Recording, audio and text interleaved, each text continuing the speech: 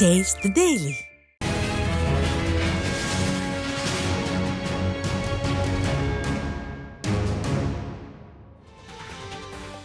வரைவு வாக்காளர் பட்டியலில் தவறுதலாக நீக்கம் செய்யப்பட்டவர்கள் அதற்கான உரிய படிவத்தை பூர்த்தி செய்து வழங்கிட உதவுமாறு கழக நிர்வாகிகளுக்கு அதிமுக பொதுச் செயலாளர் எடப்பாடி கே பழனிசாமி அறிவுரை வழங்கினார்.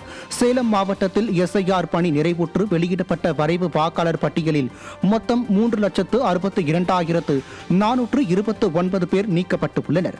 இந்நிலையில் ஓமலூரில் உள்ள கழக அலுவலகத்தில் புரட்சித் தமிழர் தலைமையில் அதிமுக புறநகர் மாவட்ட கழக நிர்வாகிகள் ஆலோசனை கூட்டம் நடைபெற்றது. கூட்டத்தில் பேசிய எதிர்க்கட்சித் தலைவர் எடப்பாடி கே பழனிசாமி நிர்வாகிகளுக்கு பல்வேறு ஆலோசனைகளை வழங்கினார். கூட்டத்தில் கழக அமைப்பு செயலாளரும் முன்னாள் அமைச்சருமான செம்மலை, கழக அமைப்பு செயலாளர் சந்திரசேகரன், சேலம் புறநகர் மாவட்ட கழக செயலாளர் இளங்கோவன், சட்டமன்ற உறுப்பினர்கள் மணி, ராஜமுத்து, ஜெயசங்கரன், நலத்தம்பி, சுந்தரராஜன், முன்னாள் சட்டமன்ற உறுப்பினர்கள் வெற்றிவேல், மனோன்மணி உள்ளிட்ட பலர் பங்கேற்றனர். வரும் சட்டமன்ற தேர்தலில் அதிமுக போட்டியிட விருப்பம் தெரிவித்து 8வது நாளாக திங்கள் அன்று ஏராளமானவர்கள் மனு அளித்தனர். வரும் 2026ஆம் ஆண்டு சட்டப்பேரவை தேர்தலில் போட்டியிட விரும்பும் பல்லாயிரக்கணக்கான அதிமுகவினர் கடந்த ஒரு வாரமாக விருப்ப மனு வழங்கி வருகின்றனர். அதன்படி திங்களன்றும் புரட்சித் தலைவர் எம்ஜிஆர் மாளிகையில் அதிமுக முன்னாள் அமைச்சர்கள், மாவட்ட கழக செயலாளர்கள், கழக அமைப்பு செயலாளர்கள் மற்றும் கழக நிர்வாகிகள் சட்டமன்ற தேர்தலில் போட்டியிடுவதற்கான விருப்ப மனுக்களை தலைமை கழக நிர்வாகிகள் மற்றும் கழக மூத்த தலைவர்களிடம் வழங்கினர்.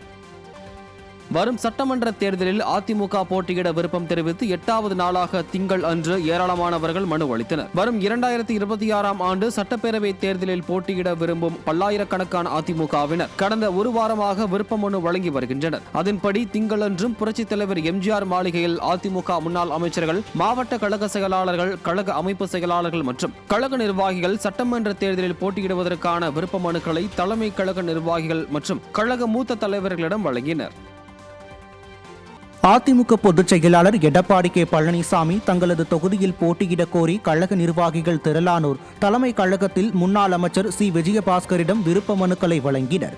வரும் 2026ஆம் ஆண்டு சட்டப்பேரவை தேர்தலில் போட்டியிட விரும்பும் பல்லாயிரக்கணக்கான அதிமுகவினர் கடந்த ஒரு வாரமாக விருப்ப மனு வழங்கி வருகின்றனர். இதன் ஒரு பகுதியாக அதிமுக பொதுச் செயலாளரின் திரளான நிர்வாகிகள் வேட்பு மனுக்களை வழங்கினர். இந்த மனுக்களை முன்னாள் அமைச்சரும் அதிமுக சட்டமன்ற உறுப்பினரும் சி. விஜயபாஸ்கர் பெற்றுக் கொண்டார்.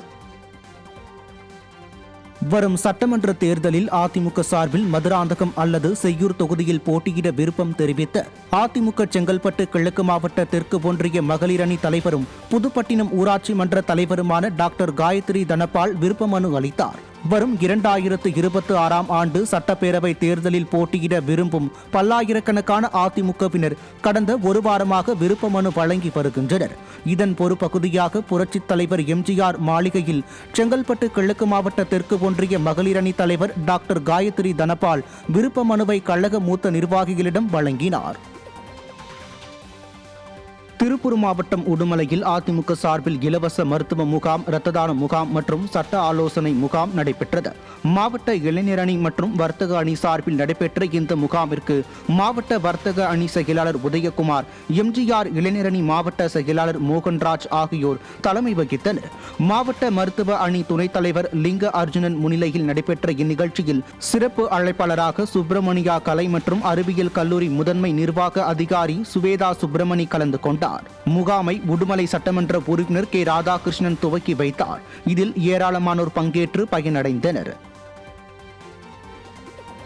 சிவகங்கையில் அதிமுக மாவட்ட மாணவர் அணி சார்பில் விடியாத திமுக அரசின் அவலங்கள் குறித்த விளக்க பிரசுரங்களை கல்லூரி மாணவ மாணவிகளிடம் வழங்கும் நிகழ்ச்சி நடைபெற்றது. சிவகங்கை மாவட்ட மாணவர் அணி செயலாளர் க. சுந்தரலிங்கம் ஏற்பாட்டில் சிவகங்கை மன்னர் துரைசிங்கம் கலைக்கல்லூரி நுழைவு வாயில் முன்பு விடியாத திமுக அரசின் அவலங்கள் குறித்தும் அதிமுகவின் சாதனைகள் குறித்தும் விளக்கும் பிரசுரங்களை அதிமுக சட்டமன்ற உறுப்பினர் B.R. செந்தில்நாதன் மாணவ மாணவிகளிடம் வழங்கினார். இதில் மாவட்ட அம்மா பேரவை செயலாளர் இளங்கோவன் உள்ளிட்ட ஏராளமான கழக நிர்வாகிகள் உடனிருந்தனர்.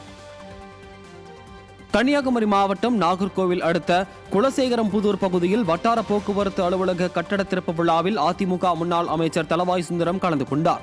அதிமுக ஆட்சி காலத்திலேயே இடம் தேர்வு செய்யப்பட்டு 3 கோடி ரூபாய் நிதி ஒதுக்கப்பட்டு தற்போது 4 கோடியே 17 லட்சம் ரூபாய் மதிப்பில் அமைக்கப்பட்ட வட்டார போக்குவரத்து அலுவலகம் திறக்கப்பட்டது.